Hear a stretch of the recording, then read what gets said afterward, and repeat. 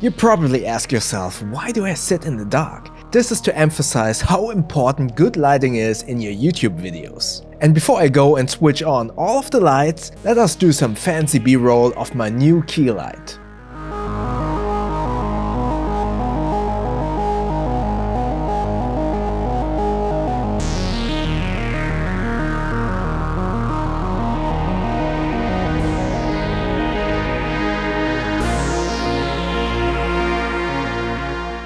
Alright, now let me show you all of the lights and give you a direct comparison why you need proper lighting for your YouTube videos. At the moment you only see the practicals and my computer screen. Practicals are switched on light that are visible in frame. So first let me turn on the key light, which this review is all about. So this is the Colbor CL60R 65 watts RGB COB light with the Octa softbox. Looks already better, right?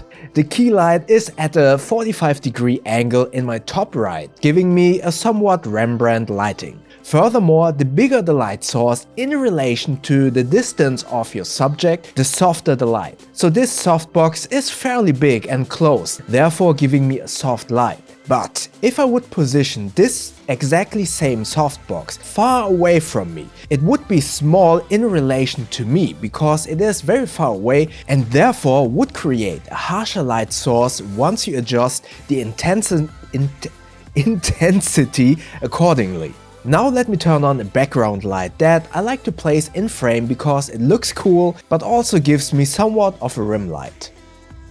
And last but not least, let's turn on a small light for the background. The practical lights, which are just regular lights, add to the feel of the whole image. But since they are just, as I said, regular lights, I'm just going to ignore them. As you can tell, this already looks so much better than, no lights at all, right? So let's talk a little bit about the key light. The Colbor CL60R is a 65 watts RGB COB light. For those of you who don't know, COB stands for chip on board. And to overly simplify it, it refers to all of the little LEDs on this one chip that gives you the light output. And I don't want to bore you with too many technical details. You basically can check out Colbor Light's website for that. But basically this is a really small video light with a decent output and a Bowens mount. Bowens was actually I would say old UK company if I'm not completely mistaken, and I'm not sure if they are still there actually, but they made studio flashlights and I actually owned a few of them a lot of years ago, so I'm fortunate enough to still own a very old Octa softbox. Most video lights nowadays still use the Bowens mount and you can get plenty of light modifiers online. The Colbor light comes with a tiny reflector. Unfortunately, there is no umbrella attachment on it, which makes it only useful if you want to do some book lighting, which is when you bounce the light against a reflecting surface to create a bigger light source. What you can immediately see is the incredible build quality. It is made of aluminium, which helps a lot with, this is going to be a difficult word, heat dissipation.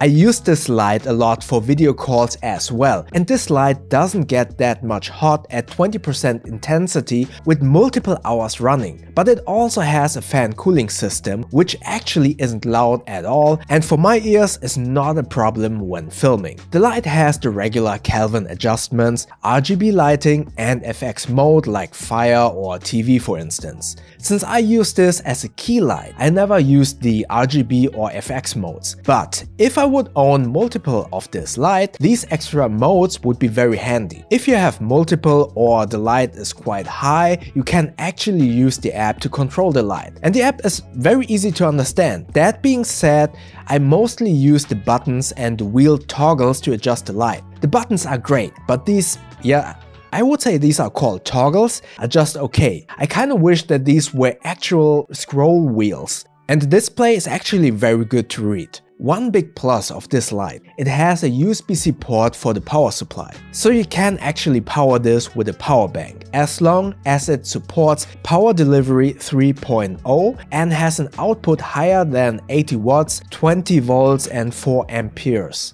I don't have a power bank with those specs to test this, but I really want to try this in the future. But now let's talk a little bit about negatives. One negative that I already mentioned is the lack of an umbrella mount on the included reflector. Furthermore, the reflector is very small, making this a very concentrated, powerful, but very harsh light source. So I feel that this modifier is actually less useful. Next up is the included power supply. I love that this is USB-C, but the cable is very short and thin. Oh, but let me rephrase that a little bit. It is short for a studio environment. It is actually fairly long, but it is short compared to other power cables for studio lights that I'm used to. So I will probably upgrade to the battery mount, to which you can attach NPF or V-mount batteries. Also, this light compared to my Godox TL60 seems to be cooler in color when both are set to the same Kelvin temperature. This is not a negative, and I have no clue which of the two lights is slightly off, but it's just something I wanted to mention.